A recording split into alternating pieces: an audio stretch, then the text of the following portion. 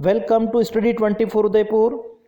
आज की इस क्लास में हम 12th एनसीईआरटी और सीबीएसई का जो सिलेबस है मैक्रो इकोनॉमिक्स का, उससे रिलेटेड कुछ एमसीक्यूज़ हैं। लगभग 70 एमसीक्यूज़ को आज की इस क्लास में हम सोल्व करेंगे। इससे लगभग आपके 300 टू 400 एमसीक्यूज़ हैं, वो साथ साथ कवर हो जाएंगे। इन सभी का हम साथ साथ में एक्सप्लेन करेंगे। आज की क्लास में हम एक तो मैक्रो इकोनॉमिक का जो इंट्रोडक्शन है और दूसरा नेशनल इनकम, इन दो टॉपिक से रिलेटेड जो एमसीक्यूज हैं उन सारे एमसीक्यूज को आज की इस क्लास में हम सोल्व करने वाले हैं। तो चलिए स्टार्ट करते हैं। सबसे पहला जो हमारा क्वेश्चन आज का है, macro economics is concern with, ठीक है, मैक्रो इकोनॉमिक्स जो होती है समष्टि अर्थशास्त्र, वो किसके साथ में संबंधित होती है।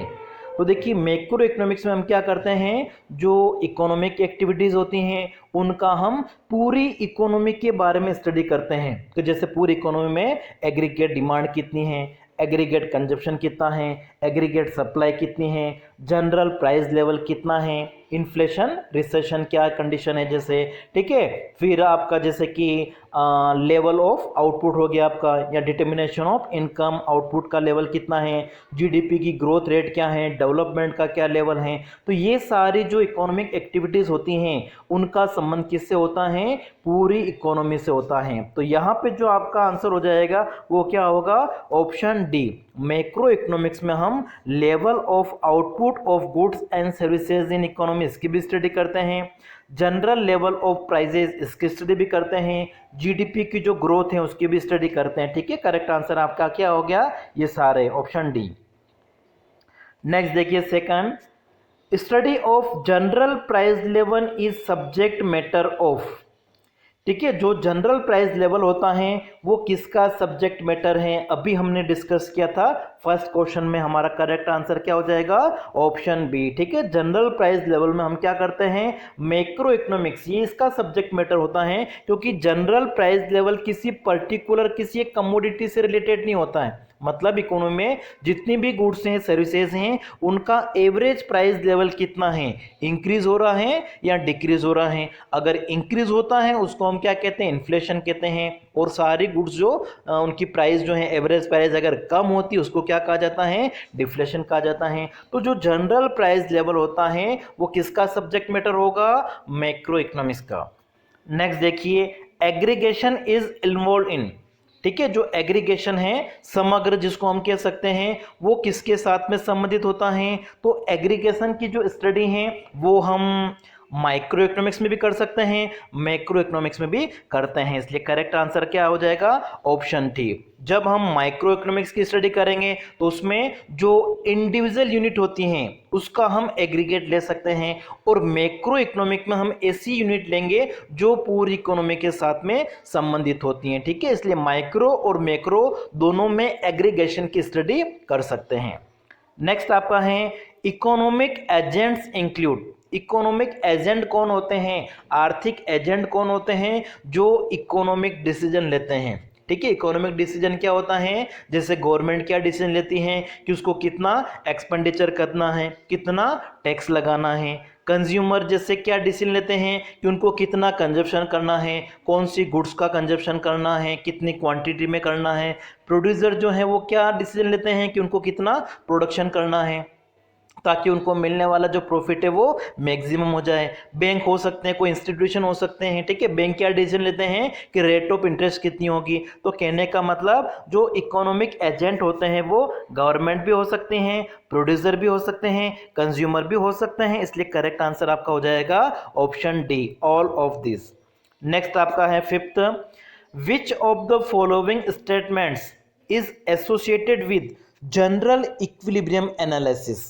ठीक है, जनरल इक्विलिब्रियम एनालिसिस में हम क्या करते हैं, जो अर्थ इकोनॉमी में जितने भी मार्केट्स हैं उन सभी मार्केट में इक्विलिब्रियम, मतलब चाहे वो कमोडिटी मार्केट हो गया आपका, फैक्टर मार्केट हो गया, इन सभी की इक्विलिब्रियम की बात हम एक साथ करते हैं। इसलिए करेक्ट आंसर आप क्या हो जाएगा, equilibrium across all markets in economy. ठीक है, ऑप्शन आपका सेकंड बी।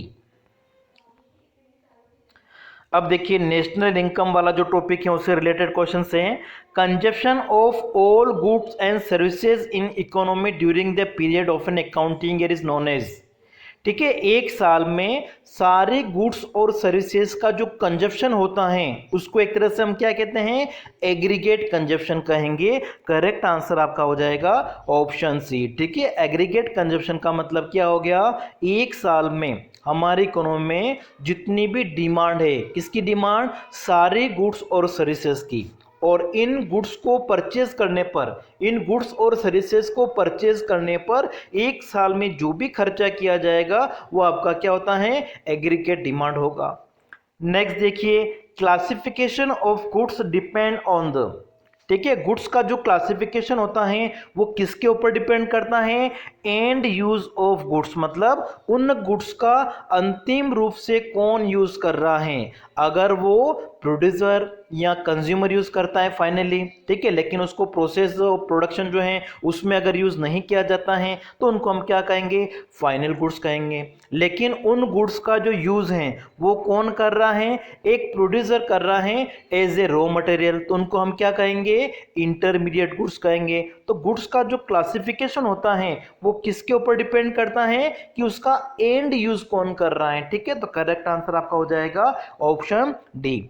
नेक्स्ट हमारा है final goods are used by the, ठीक है, जो अंतिम वस्तु होती है फाइनल गुड्स, उनका यूज कौन करता है, कंज्यूमर भी कर सकता है, प्रोड्यूसर भी कर सकता है, गवर्नमेंट भी कर सकती है, इसलिए करेक्ट आंसर आपका क्या हो जाएगा, ऑप्शन डी, ठीक है। जैसे कि मिल्क है, ठीक है, मिल्क का यूज अगर लोग घरों में अपने चाय बनाने के लिए या दूध पीने के लिए अगर यूज कर रहे हैं तो वो फाइनल गुड्स हो जाएगी, लेकिन उनका जो यूज कर रहा है कौन कर रहा है, कंज्यूमर कर रहा है। अगर उसी मिल्क को एक होटल वाला, ठीक है, चाय को बेचने के लिए अगर यूज करता है तो वो एक तरह से कौन हो गया, प्रोड्यूसर हो गया। तो मतलब फाइनल गुड्स जो है उसका यूज प्रोड्यूसर भी कर सकता है, कंज्यूमर भी कर सकता है, और गवर्नमेंट भी कर सकती है।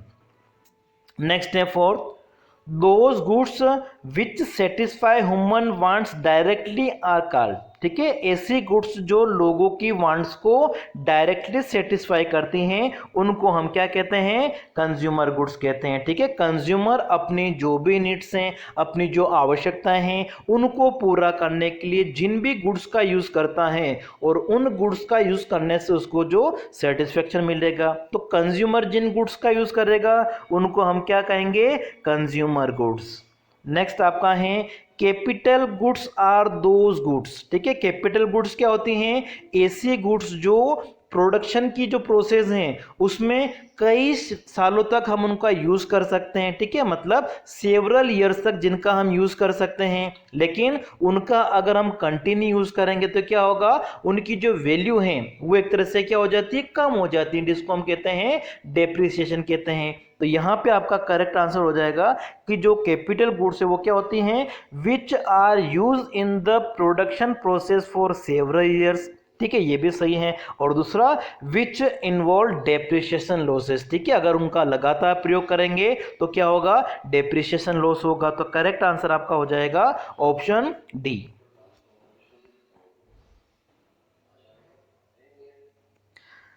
नेक्स्ट देखिए, food processor used by the households in the kitchen is an example of. अब देखिए फूड प्रोसेसर का जो यूज है वो कौन कर रहा है, हाउस होल्ड, ठीक है, अपने किचन में यूज कर रहा है, तो इसको एक तरह से हम क्या कहेंगे, कंजप्शन गुड्स कहेंगे। लेकिन फूड प्रोसेसर का यूज अगर एक प्रोड्यूसर करता है तो वो आपका क्या हो जाएगा, कैपिटल गुड्स में आ जाएगा। नेक्स्ट हो गया, in the production of sugar, sugar cane is, ठीक है, शुगर का प्रोडक्शन करने के लिए अगर हम शुगर केन का यूज करते हैं तो शुगर केन को हम क्या कहेंगे, इंटरमीडिएट गुड्स कहेंगे, मध्यवर्ती वस्तुएं कहेंगे, ठीक है। करेक्ट आंसर आपका हो जाएगा ऑप्शन सी, ठीक है। इंटरमीडिएट गुड्स क्या होती हैं, जो प्रोसेस और प्रोडक्शन में रॉ मटेरियल के रूप में यूज की जाती हैं, ठीक है, कच्चे माल के रूप में यूज की जाती हैं दूसरी चीजों को बनाने के लिए।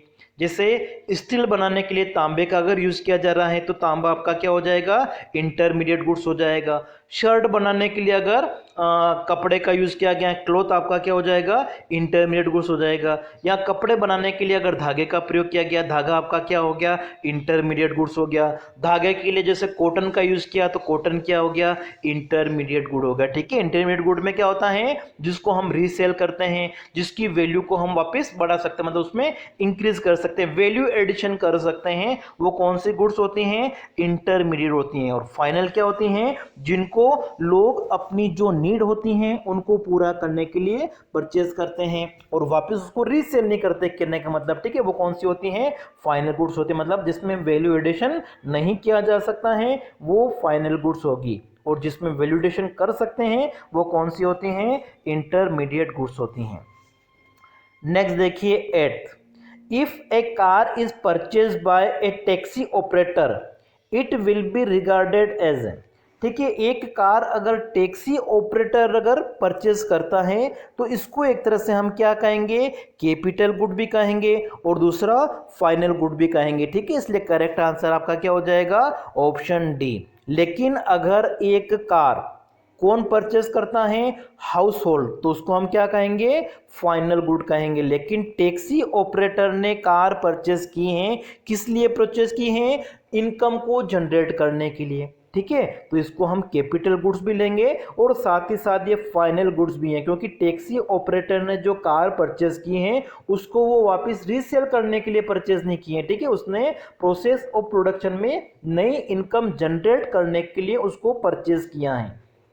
नेक्स्ट आपका देखिए 9, TV, radio, washing machine etcetera are examples of. ठीक है, टीवी, रेडियो, वॉशिंग मशीन जो हैं वो किसके एग्जाम्पल हैं, कंज्यूमर गुड्स के। और कंज्यूमर गुड्स में भी कौन से होंगे, ड्यूरेबल कंज्यूमर गुड्स। क्यों, क्योंकि इनका जो यूज़ है वो कंज्यूमर लंबे समय तक कर सकता है, इनका यूज़ बार बार कर सकता है। ठीक है, इसलिए TV, radio, washing machine, car, bike, इनको हम एक तरह से क्या कहते हैं, ड्यूरेबल कंज्यूमर गुड्स कहेंगे।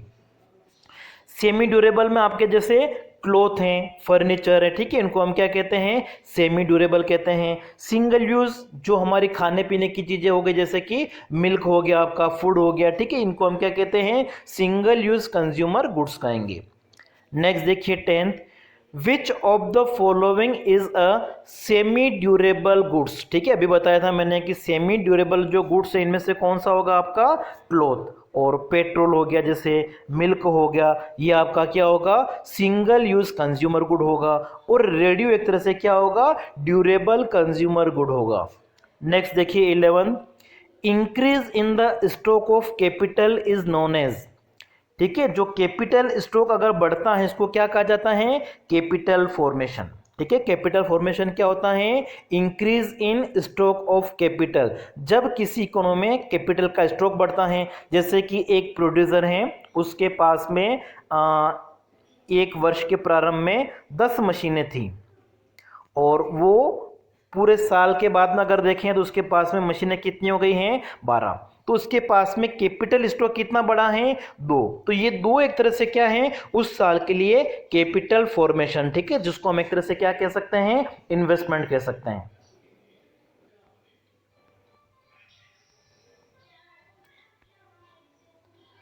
नेक्स्ट देखिए, net investment is equal to. ठीक है, नेट इन्वेस्टमेंट क्या होता है, तो नेट इन्वेस्टमेंट के लिए हम क्या करते हैं, जो ग्रोस इन्वेस्टमेंट होता है उसमें से डेप्रिसिएशन को माइनस कर देते हैं। क्या आ जाएगा हमारे पास में, नेट इन्वेस्टमेंट। जैसे एक फर्म है या एक प्रोड्यूसर है, उसने क्या किया, एक साल में 5 मशीनों को परचेज किया प्रोडक्शन करने के लिए। अब उन पूरे साल भर में उन मशीनों का अगर वो यूज़ करता है तो मशीनों की जो वैल्यू है वो क्या होगी, धीरे धीरे कम हो जाएगी, क्योंकि मशीनों का यूज़ करने से घिसावट होगी।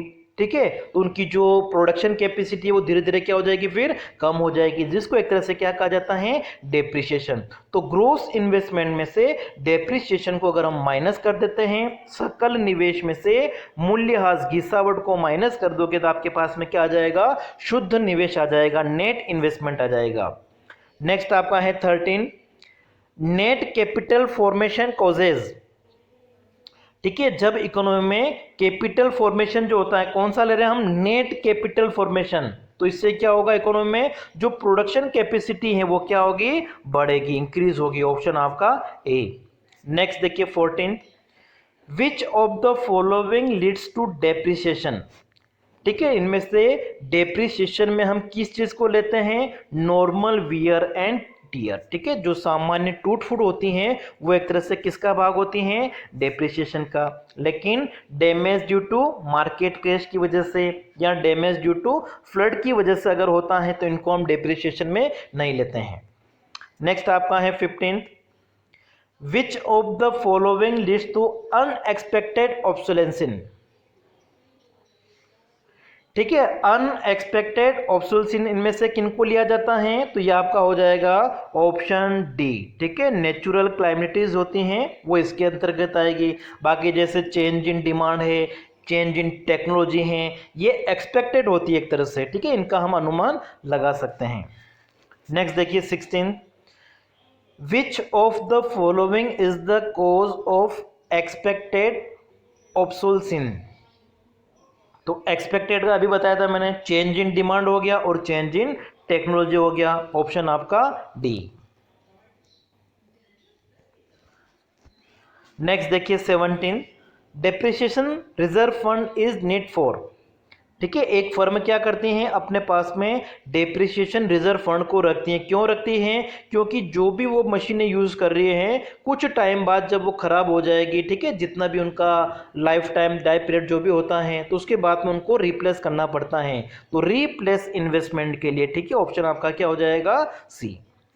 नेक्स्ट है ए स्टॉक वेरिएबल।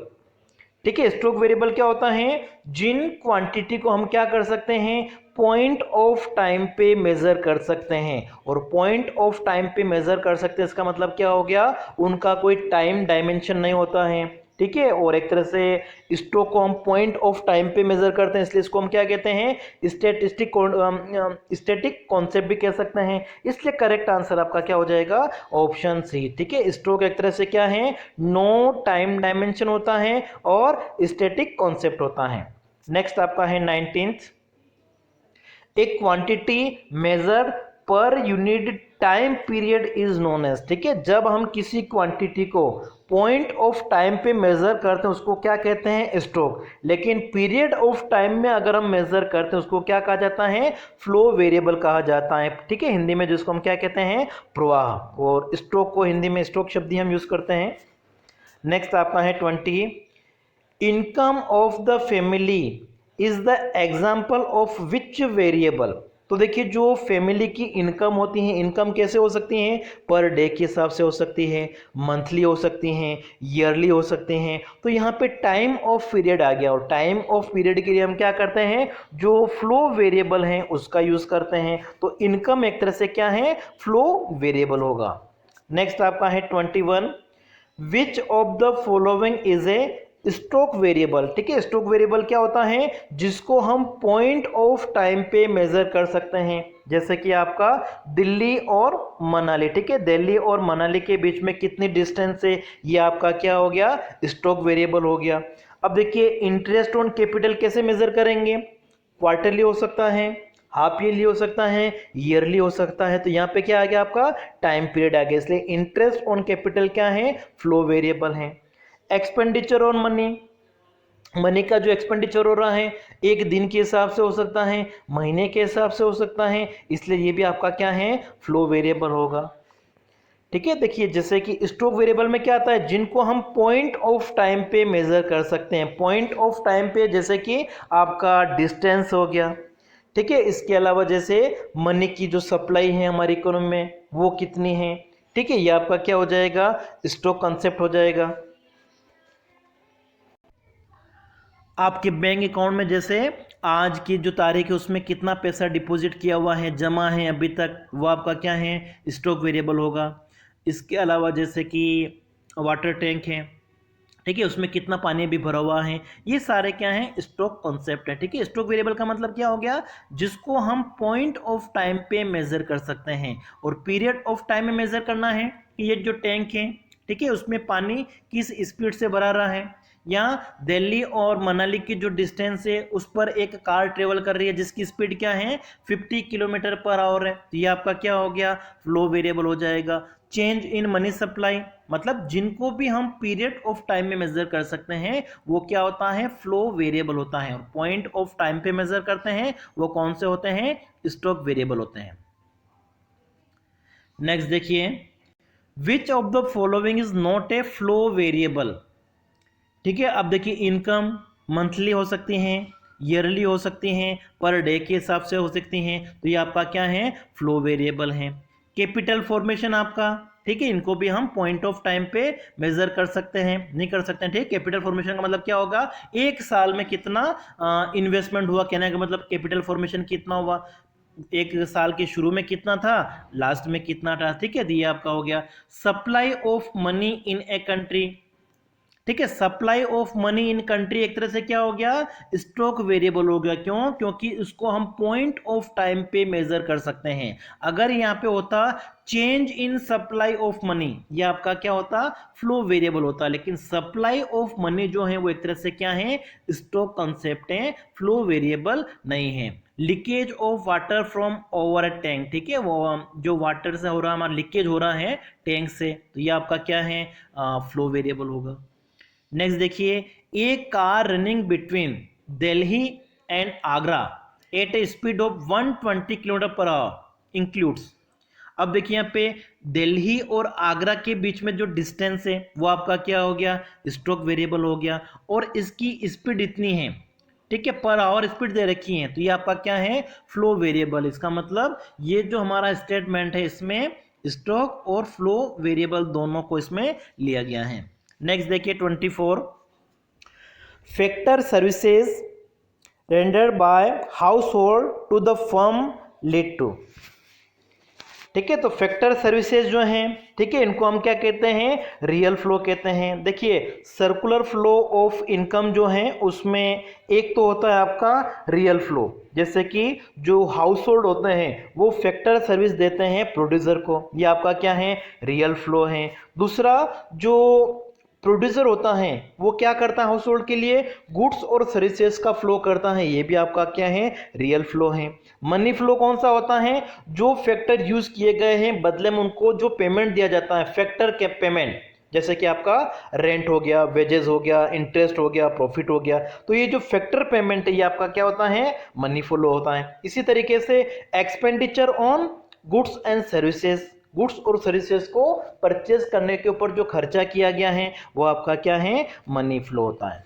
नेक्स्ट देखिए 25, reason for the circular flow of income is, ठीक है, देखिए हमारे पास में यहाँ दो ऑप्शन ही हैं, तो यहाँ पे आपको ध्यान रखना है कि जो सर्कुलर फ्लो ऑफ इनकम है, ठीक है, उसका क्या रीजन है, क्योंकि जो हाउस होल्ड सेक्टर है, एक तो इकोनॉमी के हम दो सेक्टर ले रहे हैं आपका, एक तो हो गया हाउस होल्ड सेक्टर और दूसरा हो गया प्रोड्यूसर सेक्टर, या जिसको हम बिजनेस फर्म भी कह सकते हैं। तो ये दोनों एक दूसरे के ऊपर इंटरडिपेंडेंसी होती है, ठीक है, हाउस होल्ड सेक्टर और प्रोड्यूसर सेक्टर, इनकी म्यूचुअली इंटरडिपेंडेंसी की वजह से क्या होता है, सर्कुलर फ्लो ऑफ इनकम, ठीक है, इसका ये रीजन होगा। मतलब प्रोड्यूसर सेक्टर और हाउस होल्ड सेक्टर वो दोनों क्या होते हैं, एक दूसरे के ऊपर डिपेंड होते हैं। जैसे हाउस होल्ड सेक्टर को अगर गुड्स और सर्विसेज चाहिए वो कहाँ से लेंगे, ये प्रोड्यूसर से लेंगे। प्रोड्यूसर को अगर फैक्टर की सर्विस चाहिए वो कहाँ से लेंगे, हाउस होल्ड सेक्टर से लेंगे। मतलब ये दोनों सेक्टर एक दूसरे के ऊपर डिपेंड होते हैं, ठीक है, और ये रीजन आपका है सर्कुलर फ्लो ऑफ इनकम का। नेक्स्ट देखिए, market price of the final goods and services including depreciation produced within the domestic territory of a country during an accounting year is called, ठीक है, एक साल में किसी कंट्री की जो डोमेस्टिक टेरिटरी है, देश की जो सीमा होती हैं, उसके अंदर जो भी गुड्स और सर्विसेज प्रोड्यूस की गई हैं एक साल में, उनकी मार्केट प्राइस को क्या कहा जाता है। और यहाँ पे लिखा हुआ है उसमें डेप्रिसिएशन भी इंक्लूड है, और डेप्रिसिएशन इंक्लूड इसका मतलब क्या हो गया, हमारा जो कंसेप्ट होगा वो कौन सा होगा, ग्रोस होगा। इसको हम क्या कहेंगे, जीडीपी मार्केट प्राइस। ठीक है। जीडीपी मार्केट प्राइस क्या होता है, एक साल में एक कंट्री की जो डोमेस्टिक टेरिटरी है, देश की जो घरेलू सीमा है, उसमें जितना भी प्रोडक्शन होता है गुड्स एंड सर्विसेज का, उनकी बाजार कीमत, ठीक है, मार्केट प्राइस को हम क्या कहते हैं, जीडीपी मार्केट प्राइस। नेक्स्ट देखिए आपका second, national income is often estimated as. अब देखिए जो नेशनल इनकम के अलग अलग आपके एग्रीगेट हैं, जैसे कि जीडीपीएमपी हो गया, एनडीपीएमपी हो गया, जीएनपी हो गया, एनएनपी हो गया। तो इनमें से जो नेशनल इनकम है वो कौन सा होता है, एनएनपी फैक्टर कॉस्ट, ठीक है। Net national product at factor cost को क्या कहा जाता है, नेशनल इनकम कहा जाएगा। नेक्स्ट देखिए आपका third, domestic product is equal to, ठीक है। डोमेस्टिक प्रोडक्ट क्या होता है, तो एक साल में हमारी कंट्री के अंदर जितना भी प्रोडक्शन होता है, अब वो प्रोडक्शन कौन कर रहा है इसका मतलब नहीं होता है, ठीक है। डोमेस्टिक प्रोडक्ट का मतलब क्या हो गया, हमारी जो डोमेस्टिक टेरिटरी है उसमें एक साल में जितना भी प्रोडक्शन हुआ है उसकी प्राइस एक तरह से। अब देखिए हमारी जो डोमेस्टिक टेरिटरी इसमें प्रोडक्शन कौन कर सकता है, हमारे जो इंडियंस है वो भी कर सकते हैं, प्लस फॉरेनर्स भी कर सकते हैं। अब यहाँ पे जो फॉर्मूला हमारे पास में दे रखा है, तो इसके हिसाब से अगर हम देखें तो हमारा जो नेशनल प्रोडक्ट होता है, नेशनल प्रोडक्ट में क्या होता है, डोमेस्टिक के साथ साथ में हम क्या करते हैं, NFIA जो विदेशों से मिलता है, फॉरेन से, उसको हम प्लस कर दें तो क्या आ जाता है, नेशनल, ठीक है। नेशनल प्रोडक्ट कैसा आएगा आपका, डोमेस्टिक जो प्रोडक्ट है उसमें net factor income from abroad को हम प्लस करते हैं। लेकिन अगर आपको डोमेस्टिक निकालना है तो डोमेस्टिक के लिए आप क्या करोगे, इस नेशनल में से माइनस कर दोगे, क्या माइनस कर दोगे, NFIA। तो यहाँ पे आपका करेक्ट आंसर हो जाएगा ऑप्शन बी, नेशनल प्रोडक्ट में से माइनस कर देंगे हम क्या, NFIA, net factor income from abroad. Next देखिए फोर्थ आपका, net indirect taxes are estimated as, ठीक है। नेट इनडायरेक्ट टैक्स क्या होता है, इनडायरेक्ट टैक्स और सब्सिडी का जो डिफरेंस होता है उसको हम क्या कहेंगे, नेट इनडायरेक्ट टैक्स। तो करेक्ट आंसर आपका क्या हो जाएगा, ऑप्शन सी, ठीक है। इनडायरेक्ट टैक्स में से सब्सिडी को माइनस कर दें। और जब आपको फैक्टर कॉस्ट निकालना होता है तो फैक्टर कॉस्ट निकालने के लिए हम क्या करते हैं, जो मार्केट प्राइस होती हैं, मार्केट प्राइस में इनडायरेक्ट टैक्स जुड़ा होता है, इसलिए हम क्या करते हैं, इनडायरेक्ट टैक्स को माइनस कर देते हैं और सब्सिडी को हम क्या करते हैं, प्लस कर देते हैं। और इनडायरेक्ट टैक्स और सब्सिडी का जो डिफरेंस होता है उसको हम क्या कहते हैं, नेट इनडायरेक्ट टैक्स कहते हैं। तो जब हम मार्केट प्राइस में से नेट इनडायरेक्ट टैक्स को माइनस करेंगे तो हमारे पास में क्या आ जाएगा, फैक्टर कॉस्ट आ जाएगा।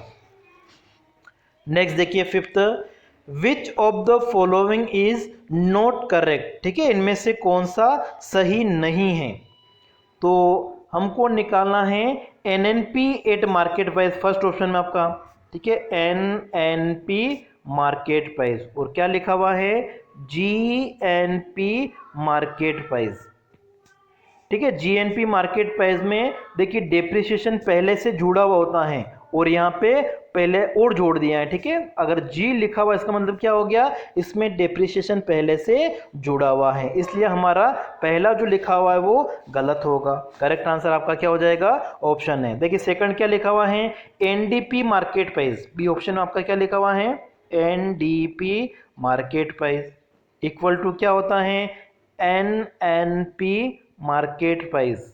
इसमें से हम क्या माइनस कर दें, ठीक है। आपको क्या निकालना है, देखो डोमेस्टिक निकालना है, नेट डोमेस्टिक निकालना है, और आपके पास में क्या है, नेट नेशनल।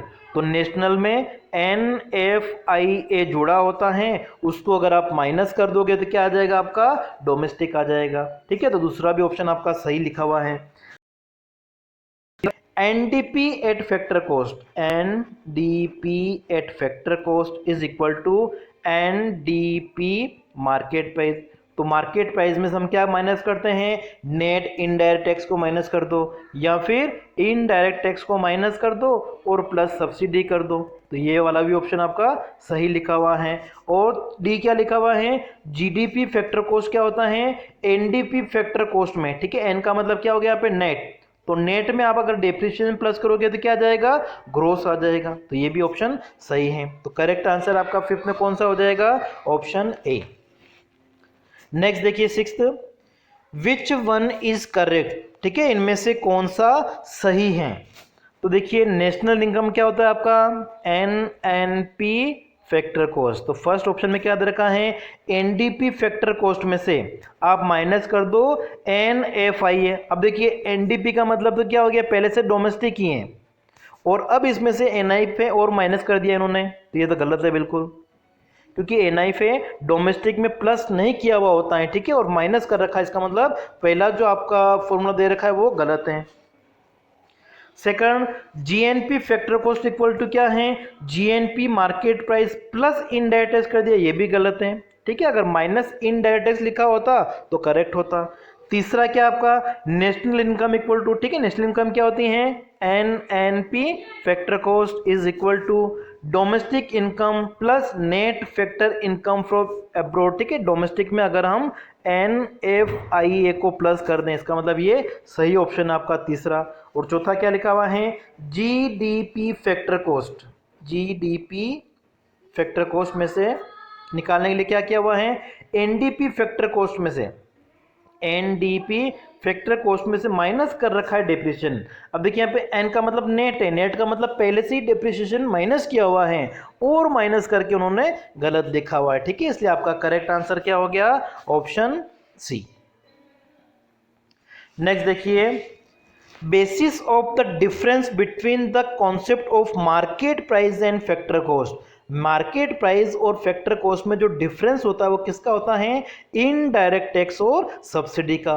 और इनडायरेक्ट टैक्स और सब्सिडी का जो डिफरेंस होता है उसको हम क्या कहते हैं, नेट इनडायरेक्ट टैक्स कहते हैं। अभी आपको मैंने बताया था NIT। करेक्ट आंसर आपका हो जाएगा ऑप्शन डी। नेक्स्ट है, which one lead two factor cost, ठीक है, फैक्टर कॉस्ट एक तरह से क्या होता है, मार्केट प्राइस में से अगर आप क्या करोगे, नेट इनडायरेक्ट टैक्स को माइनस कर दोगे, ठीक है, अभी हमने पढ़ा था वही वाला। तो मार्केट प्राइस में से नेट इनडायरेक्ट टैक्स को माइनस कर देंगे, ऑप्शन आपका बी। तो क्या आ जाएगा, फैक्टर कॉस्ट आ जाएगा। नेक्स्ट देखिए ninth, which one includes depreciation, ठीक है, डेप्रिसिएशन जो होता है वो ग्रोस कंसेप्ट में इंक्लूड होता है। तो यहाँ पे आपका जो ग्रोस कंसेप्ट दे रखा है वो आपको दे रखा है option A, GNP market price में क्या होगा, डेप्रिसिएशन इंक्लूड होगा पहले से ही। 10th देखिए, which of the following is an example of normal residents of India, ठीक है, नॉर्मल रेजिडेंट ऑफ इंडिया में, NRI में, इनमें से हम किसको इंक्लूड करेंगे, कि उनका एग्जाम्पल इनमें से होगा। Foreign worker working in WHO located in India, ठीक है, ये नहीं होगा, ये फॉरेनर ही कहलाएगा एक तरह से। दूसरा आपका है German working as director in IMF office located in India, ठीक है, इसको भी हम NRI में नहीं लेते हैं। Ambassador in India from rest of world, ठीक है, ये भी NRI नहीं होता है। Ambassador of India in rest of world, ठीक है, दूसरे देशों में इंडिया का अगर कोई एम्बेसडर है तो उसको एक तरह से क्या कहा जाएगा, NRI कहा जाएगा। करेक्ट आंसर आपका हो जाएगा ऑप्शन डी। नेक्स्ट देखिए, नेशनल इनकम इंक्लूड, ठीक है, नेशनल इनकम में क्या होता है, ओल्ड एज पेंशन को नहीं लिया जाता, ये ट्रांसफर पेमेंट होता है जो बिना इकोनॉमिक एक्टिविटी में, ठीक है, बिना नई इनकम जनरेशन के दिया जाता है, इसलिए इसको नेशनल इनकम इंक्लूड नहीं करेंगे। Money sent by NRI to his family in India, इसको भी हम नेशनल इनकम में इंक्लूड नहीं करेंगे, ये भी एक तरह से आपका क्या है, ट्रांसफर पेमेंट है। Transfer payment from rest of world, rest of world से अगर हमको कुछ ट्रांसफर पेमेंट मिला है, ठीक है, तो इस गिफ्ट मिल गया, जैसे माना कि डोनेशन मिला है, तो इनको भी हम नेशनल इनकम में नहीं इंक्लूड करेंगे। करेक्ट आंसर आपका हो जाएगा ऑप्शन डी। नेक्स्ट आपका है financial help to a victim is, ठीक है, जो बाढ़ आगे माना कि उससे लोगों को जो लोग पीड़ित हो गए, उससे प्रभावित हुए हैं, उनको अगर किसी प्रकार की कोई फाइनेंशियल हेल्प दी जाती है, कुछ सहायता दी जाती है, डोनेशन दिया जाता है, तो एक तरह से किस में आएगा, ट्रांसफर पेमेंट में आएगा। ऑप्शन आपका ए। नेक्स्ट है 13, the difference between national income and domestic income is that of. ठीक है, नेशनल इनकम और डोमेस्टिक इनकम में किसका डिफरेंस होता है, net factor income from abroad. अगर डोमेस्टिक में हम प्लस कर देंगे NFIA तो क्या आ जाता है हमारा, नेशनल, और नेशनल में से अगर NFIA को माइनस कर देंगे तो क्या आ जाएगा, डेप्रिसिएशन। तो यहाँ पे करेक्ट आंसर आपका क्या हो जाएगा, ऑप्शन बी। नेशनल इनकम और डोमेस्टिक इनकम में किसका डिफरेंस होता है, NFIA का। अगला देखिए, GNP at market price is measured as. ठीक है, GNP मार्केट प्राइस पे अगर हमको मेजर करनी है तो हम क्या करेंगे, करेक्ट आंसर आपका इसमें ऑप्शन बी। ठीक है, जो GDPMP है, ठीक है, उसमें हम प्लस कर देंगे क्या, NFIA, तो हमारे पास में क्या आ जाएगा, GNP मार्केट प्राइस। तो देखिए ये क्या आपका क्या है, डोमेस्टिक है, बस डोमेस्टिक में हमने क्या कर दिया, NFI को प्लस कर दिया, क्या बन गया, नेशनल बन गया। बाकी तो सेम ही है, देखिए ये भी ग्रोस है, ये भी ग्रोस है, ये मार्केट प्राइस है, ये भी आपका मार्केट प्राइस है। तो जो डिफरेंस था वो किसका था, डोमेस्टिक और नेशनल का। और डोमेस्टिक और नेशनल में जो डिफरेंस होता है वो किसका होता है, NFIA का। तो डोमेस्टिक GDP डोमेस्टिक आपकी, इसमें हमने NFI प्लस कर दिया तो क्या आ जाएगा, नेशनल आ जाएगा आपका, मतलब GNP आ जाएगा। नेक्स्ट देखिए 15, नेशनल इनकम रिफर्स टू। ठीक है, नेशनल इनकम एक तरह से क्या होती हैं, फैक्टर इनकम्स ओनली। बी आपका है income of only normal resident of the country. फिर the sum total of domestic income and net factor income from abroad. ठीक है, सारे एक तरह से सही हैं, इसलिए करेक्ट आंसर आपका क्या हो जाएगा, ऑप्शन डी। ठीक है, नेशनल इनकम में हम फैक्टर इनकम को ही लेते हैं। फैक्टर इनकम आपकी कौन सी हो गई, रेंट हो गया, जैसे इंटरेस्ट हो गया, ठीक है, सैलरी हो गई, वेजेस हो गया, प्लस प्रॉफिट हो गया। इन सारी फैक्टर इनकम को आप ऐड करोगे तो क्या आ जाएगा, नेशनल इनकम आ जाएगी।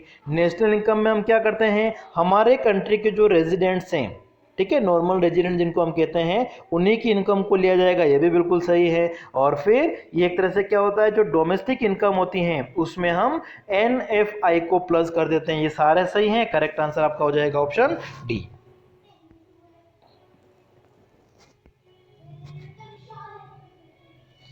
नेक्स्ट देखिए, national income NNPFC is equal to. ठीक है, NNPFC क्या होती है, देखिए फर्स्ट ऑप्शन आपको क्या दे रखा है, GNPFC प्लस डेप्रिसिएशन। ये बिल्कुल गलत है, क्योंकि जी का मतलब क्या हो गया, ग्रोस, जिसमें डेप्रिसिएशन पहले से ऐड है, उन्होंने और ऐड कर दिया, तो ये नहीं होगा। दूसरा, GNPFC में से डेप्रिसिएशन को माइनस कर दिया, अगर GNP में से डेप्रिसिएशन को माइनस करेंगे क्या बन जाएगा, NNP, और ये फैक्टर कॉस्ट में है, तो ये देखिए नेशनल इनकम होती है। सी आपका क्या है, NNP मार्केट प्राइस है। ठीक है, NNP मार्केट प्राइस हैं, उसमें से नेट इनडायरेक्ट टैक्स को माइनस कर दिया तो क्या आ जाएगा, NNPFC आ जाएगा। इसका मतलब ये भी नेशनल इनकम है। तो बी और सी ऑप्शन दोनों सही हैं, इसलिए करेक्ट आंसर आपका हो जाएगा ऑप्शन डी। नेक्स्ट देखिए 17th, which of the following max GDP and appropriate index of welfare. ठीक है, जो GDP है वो in appropriate index of welfare है, कि वेलफेयर का जो मेजरमेंट है वो GDP से हम सही नहीं कर सकते हैं, क्योंकि उसकी कुछ लिमिटेशंस होती हैं। जैसे कि कौन कौन सी लिमिटेशंस है, नॉन मॉनेटरी ट्रांजैक्शन। आज भी हम देखते हैं गाँव में लोग क्या करते हैं, गुड्स बार्टर सिस्टम जो होता है वो अप्लाई होता है, जिसकी वजह से क्या होता है, GDP जो है वेलफेयर का सही मेजरमेंट नहीं हो सकता है। और जो नेशनल इनकम है GDP, उसका डिस्ट्रीब्यूशन और कंपोजिशन हमको पता नहीं चलता, उससे एक्सटर्नलिटीज होती हैं। तो यहां पे करेक्ट आंसर आपका हो जाएगा ऑप्शन डी। नेक्स्ट है 18th, the impact of externalities is. ठीक है, जो एक्सटर्नलिटीज होती हैं उसका इम्पैक्ट क्या होता है, पॉजिटिव भी हो सकता है, नेगेटिव भी हो सकता है। करेक्ट आंसर आपका क्या हो गया, ऑप्शन सी। जैसे माना कि हमारे पास में एक पड़ोसी हैं, उसने अपने मकान के बाहर पेड़ लगाया है। अब पेड़ लगाने से क्या होगा, अच्छी हवा मिलेगी। इसका मतलब अच्छी हवा केवल उस पड़ोसी को मिलेगी जिसने पेड़ लगाया, मतलब आसपास जो लोग हैं उन सभी को मिलती हैं। तो ये आपका क्या हो गया, पॉजिटिव एक्सटर्नलिटीज हो गया।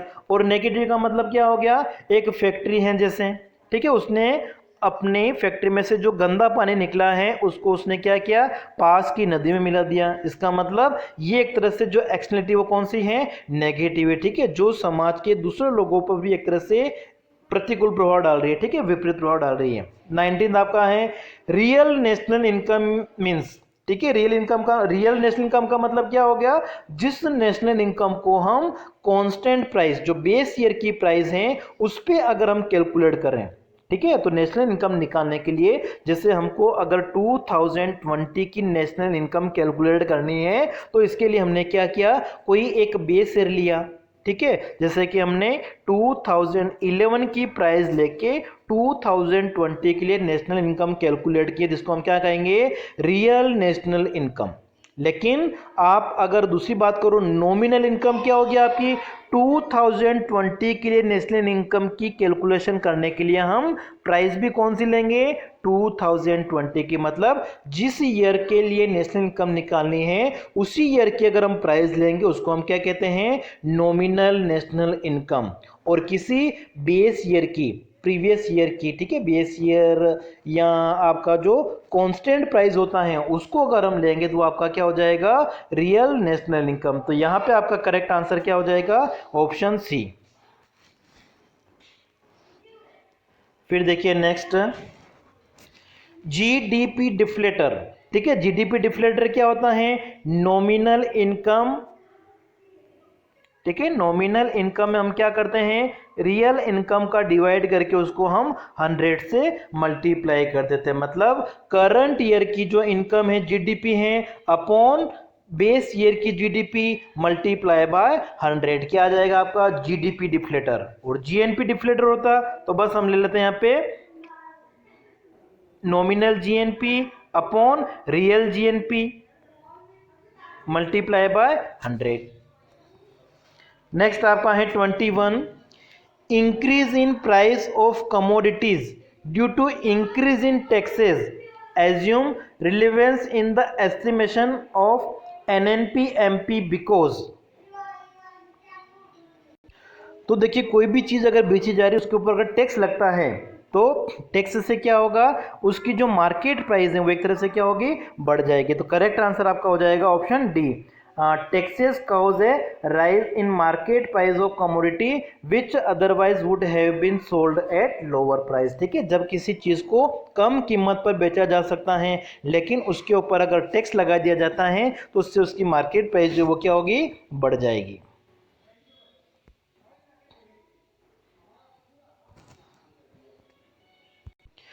नेक्स्ट देखिए, हाउस होल्ड इन्वेंट्री इज, ठीक है, हाउस होल्ड इन्वेंट्री क्या होती है, नेशनल इनकम में हम इंक्लूड नहीं करते हैं और उसको पॉइंट ऑफ टाइम पर हम मेजर कर सकते हैं, इसलिए स्टॉक कॉन्सेप्ट भी है। तो करेक्ट आंसर आपका हो जाएगा ऑप्शन सी। फिर नेक्स्ट देखिए, remittances from a relative working abroad are, ठीक है, अगर हमारा कोई रिश्तेदार विदेशों में रहता है उसके द्वारा हमको कुछ उपहार के स्वरूप में कुछ मिलता है, पैसा मिलता है माना कि, तो वो एक तरह से क्या कहलाएगा, आपका ट्रांसफर पेमेंट्स कहलाएंगे, ऑप्शन आपका सी। नेक्स्ट है on account production of goods is included in national income because, ठीक है, माना कि एक किसान ने 10 बोरी गेहूं का प्रोडक्शन किया है और 2 बोरी गेहूं उसने खुद के कंजप्शन के लिए रख लिए हैं, तो उनको भी नेशनल इनकम में इंक्लूड किया जाएगा क्योंकि देयर वैल्यूएशन इज पॉसिबल, ठीक है, उनकी वैल्यूएशन हम कर सकते हैं। नेक्स्ट आपका है वैल्यू एडेड रिफर्स टू, ठीक है, वैल्यू एडेड का मतलब क्या हो गया, वैल्यू ऑफ आउटपुट में से हम इंटरमीडिएट कंजप्शन को माइनस कर दें। तो करेक्ट आंसर आपका क्या हो जाएगा, ऑप्शन बी, ठीक है। देखिए वैल्यू एडेड क्या होता है, एक चीज है उसकी प्राइस कितनी है, 100 रुपीज है, लेकिन उसको बनाने के लिए रॉ मटेरियल के रूप में जो भी यूज़ किया गया है, माना कि जैसे कि ब्रेड है, उसकी वैल्यू कितनी है 100 रुपीज़ है, लेकिन उस ब्रेड को बनाने के लिए 80 रुपये का मैदा यूज़ किया गया है। तो यहाँ पर जो वैल्यू एडिशन है वो कितना है 20। तो वैल्यू एडेड क्या होता है, वैल्यू ऑफ आउटपुट में से इंटरमीडिएट कंजप्शन का जो वैल्यू है उसको हम माइनस कर देंगे। करेक्ट आंसर आपका option B.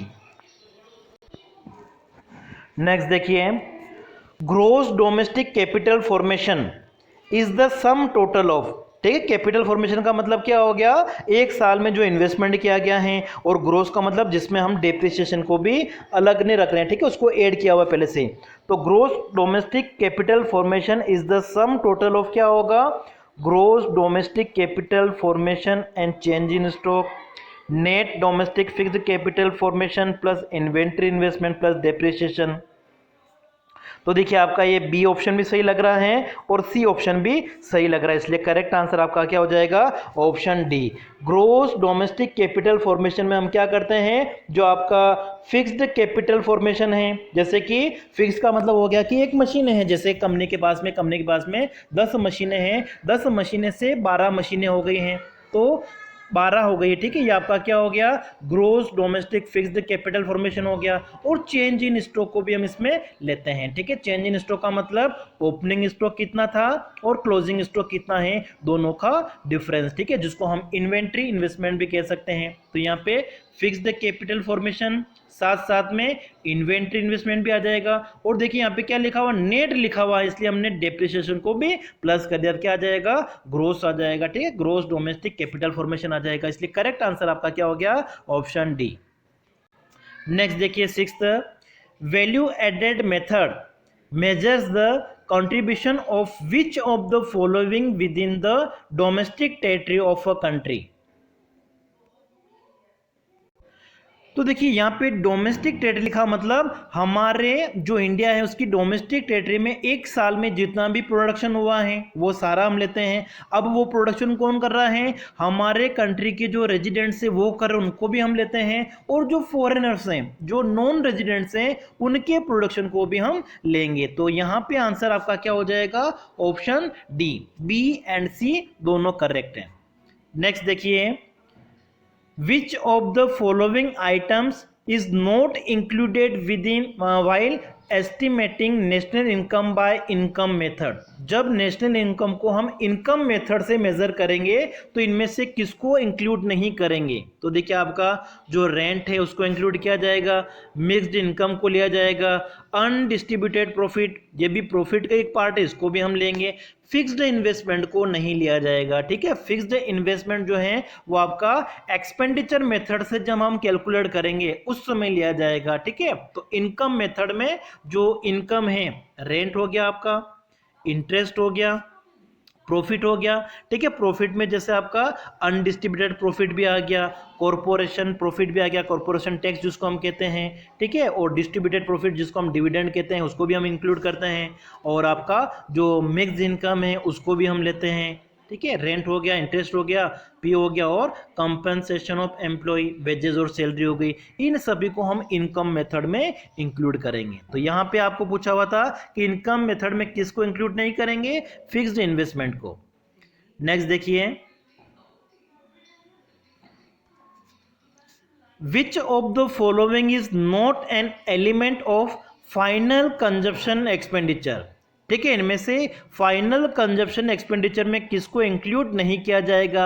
House hold expenditure on food include किया जाएगा, house hold expenditure on education इसको भी इंक्लूड करेंगे, गवर्नमेंट फाइनल कंजप्शन एक्सपेंडिचर इसको भी लिया जाएगा, एक्सपेंडिचर ऑन रॉ मटेरियल, ठीक है, इसको नहीं लिया जाएगा। कच्चे माल के ऊपर जो खर्चा किया गया है वो फाइनल कंजप्शन एक्सपेंडिचर में नहीं आएगा, किस में आएगा आपका, ये इंटरमीडिएट कंजप्शन एक्सपेंडिचर में आएगा, ठीक है। तो ये आपका हो जाएगा ऑप्शन डी।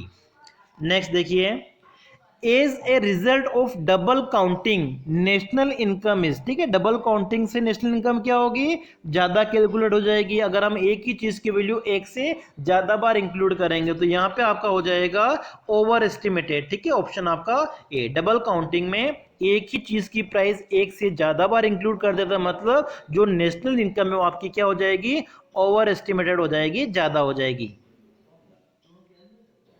नेक्स्ट देखिए, which of the following is not included in national income, इनमें से किसको नेशनल इनकम में इंक्लूड नहीं किया जाएगा? Receipt of gift cheque sent by your parents settle abroad, ठीक है, अगर कोई विदेशों में हमारे पेरेंट्स रह रहे हैं, अगर वो कोई गिफ्ट चेक देते हैं तो उसको नेशनल इनकम में इंक्लूड नहीं किया जाएगा। फिर आपका है reputation of wages earn by the NRIs to their parents in India, इसको भी इंक्लूड नहीं करेंगे। Excise duty on domestic production, इसको भी इंक्लूड नहीं किया जाता है। करेक्ट आंसर आपका हो जाएगा ऑप्शन डी। नेक्स्ट देखिए, which of the following is not A transfer payment, ठीक है, इनमें से कौन सा ट्रांसफर पेमेंट नहीं है? तो इंटरेस्ट ऑन नेशनल डेट, ठीक है, ये ट्रांसफर पेमेंट है। ओल्ड एज पेंशन, ये भी आपका ट्रांसफर पेमेंट है। जो गिफ्ट एंड डोनेशंस होते हैं वो भी ट्रांसफर पेमेंट होता है। रिटायरमेंट पर जो पेंशन मिलती है, ठीक है, वो ट्रांसफर पेमेंट नहीं होता है। तो ऑप्शन आपका बी, ठीक है, ये किसका पार्ट होता है? एक तरह से कंपेंसेशन ऑफ एम्प्लॉय का पार्ट होता है। नेक्स्ट देखिए 12, विच of the following items is not included while estimating GNP of a country at market price, ठीक है, इनमें से जब GNP की हम कैलकुलेशन कर रहे हैं मार्केट प्राइस पे तो किसको इंक्लूड नहीं करेंगे? तो सेल्स ऑफ एंटरप्राइजेस को हम इंक्लूड करेंगे, इनडायरेक्ट टैक्स को भी लेंगे, सब्सिडी को भी लेंगे, रेमिटेंसेस बाय एनआरआई, ठीक है, ये एक तरह से किस में आता है? ट्रांसफर पेमेंट्स में आता है, इसको इंक्लूड नहीं किया जाएगा। नेक्स्ट देखिए 13th, on account production of services is not included in national income because, ठीक है, तो यहां पे आपका करेक्ट आंसर हो जाएगा, जैसे कि हमारे घर पे मम्मी खाना बना के हमको देती है, ठीक है, तो इनकी जो सर्विस होती है उसको नेशनल इनकम में इंक्लूड नहीं किया जाता है। क्यों? क्योंकि it is difficult to measure market value of such services, कुछ सर्विसेज ऐसी होती हैं जिनकी मार्केट वैल्यू को एस्टिमेट करना एक तरह से मुश्किल होता है। नेक्स्ट है difference between closing stock and opening stock, ठीक है, क्लोजिंग स्टॉक और ओपनिंग स्टॉक जो होता है उसके डिफरेंस को हम क्या कहते हैं? चेंज इन स्टॉक कहते हैं। ऑप्शन आपका बी। नेक्स्ट है compensation of employees includes wages and salary in cash, correct. Wages and salary in kind, इसको भी इंक्लूड करते हैं। पेंशन ऑन रिटायरमेंट, इसको भी हम लेते हैं। यहाँ पे करेक्ट आंसर आपका हो जाएगा ऑप्शन डी। नेक्स्ट है ऑपरेटिंग सरप्लस, ठीक है, ऑपरेटिंग सरप्लस में क्या क्या आता है वो हमको बताना है। तो देखिए इसमें वेजेस के अलावा रेंट, प्रॉफिट और इंटरेस्ट आता है, और इसको हम एनडीपीएफसी में से अगर आप कंपेंसेशन ऑफ एम्प्लॉय को माइनस कर दो और मिक्स्ड इनकम को अगर माइनस कर दोगे तब भी आपके पास में रेंट, प्रॉफिट और इंटरेस्ट आ जाएगा, ठीक है, जिसको हम ऑपरेटिंग सरप्लस कहते हैं। तो यहाँ पे आपका जो करेक्ट आंसर होगा वो होना चाहिए ऑप्शन डी।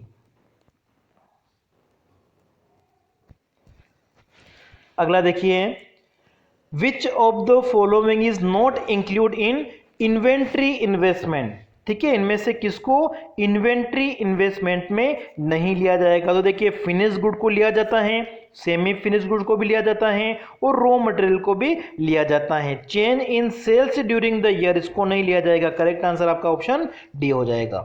अगला देखिए, which of the following is not a part of final expenditure, ठीक है, इनमें से कौन सा फाइनल एक्सपेंडिचर का पार्ट नहीं है? ठीक है, फाइनल एक्सपेंडिचर में आप क्या लेते हैं? जैसे कि C plus I plus G plus X minus M. तो consumer goods purchase by the government होता है। Consumer goods exported to rest of world, इसको भी हम लेते हैं। Seeds purchase by the farmers, ठीक है, ये आपका एक तरह से इंटरमीडिएट कंजप्शन में आएगा, ठीक है, इंटरमीडिएट कंजप्शन एक्सपेंडिचर में आएगा। और गवर्नमेंट फिक्स्ड इन्वेस्टमेंट एक्सपेंडिचर, इसको भी हम लेते हैं। करेक्ट आंसर है आपका यहाँ पे ऑप्शन सी। फिर लास्ट आपका क्वेश्चन है, problem of double counting can be avoided by the using, ठीक है, जो डबल काउंटिंग की प्रॉब्लम है उसको हम कैसे अवॉइड कर सकते हैं? ठीक है, प्रॉब्लम डबल काउंटिंग में क्या होता है, एक ही चीज की जो प्राइस होती है वो एक से ज्यादा बार अगर हम नेशनल इनकम में इंक्लूड करते हैं, उसको अवॉइड करने के लिए क्या करना चाहिए? जो फाइनल कंजप्शन मेथड होती हैं, ठीक है, फाइनल आउटपुट मेथड होती हैं उसका यूज़ करना चाहिए, या फिर वैल्यू एडेड, हर एक स्टेज पर कितना वैल्यू एडिशन हुआ है उसको हम निकाल लेंगे। ठीक है, कैसे निकालते हैं, वैल्यू ऑफ आउटपुट में से इंटरमीडिएट कंजप्शन को माइनस करके। ठीक है, आपका क्या आ जाएगा, वैल्यू एडेड आ जाएगा। तो मतलब ए और बी दोनों सही है, इसलिए करेक्ट आंसर आपका क्या हो जाएगा, ऑप्शन सी। तो आज की क्लास में हमारे 70 क्वेश्चंस जो हैं वो सारे पूरे हो चुके हैं नेशनल इनकम और जो आपका मैक्रो इकोनॉमिक का जो इंट्रोडक्शन वाला चैप्टर है उससे रिलेटेड। नेक्स्ट क्लास में हम जो आपका मनी और बैंकिंग वाला पार्ट है और फिर आपका जैसे एक्सटेंडेड वाला हो गया, बैलेंस ऑफ पेमेंट का हो गया, गवर्नमेंट बजट वाला पार्ट हो गया, ठीक है, उनकी एमसीक्यूज हम अगली क्लासों में सोल्व करेंगे।